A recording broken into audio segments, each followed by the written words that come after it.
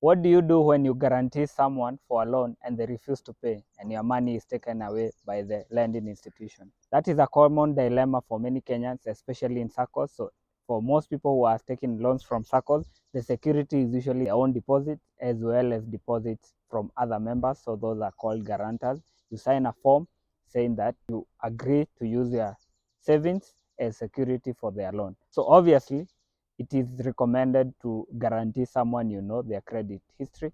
But even then, things change, and sometimes your colleague may be let go and they fail to pay or something like that. So what are your options when that happens? Number one is that you can sue the lending institution, for example, a SACCO, to let go of your assets. But this is only limited to when you can prove that there was either bad faith or negligence by the lending institution.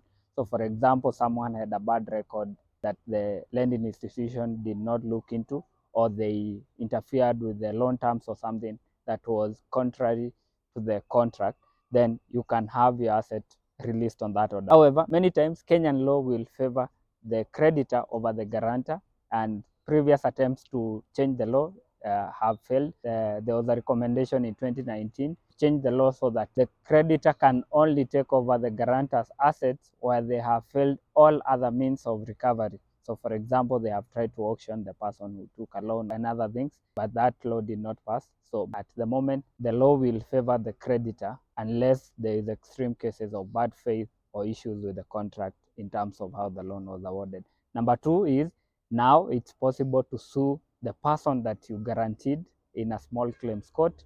There has been a precedent in the last 2 years where many people have sued the people who default. So if your friend fails to pay, then you can go even after their own assets. So, or if you go to the small claims court, especially if it's below 1 million shillings, it's treated as a contract because the arrangement was you will give your deposits and they will repay.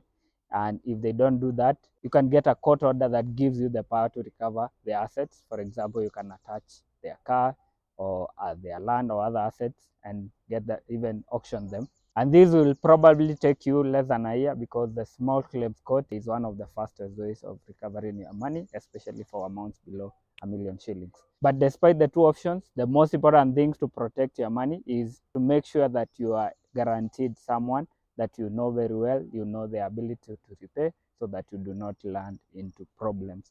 Money254.co.ke has written more about this topic, including how the small claims court works and the procedure for making a claim. Click on the link provided to learn more.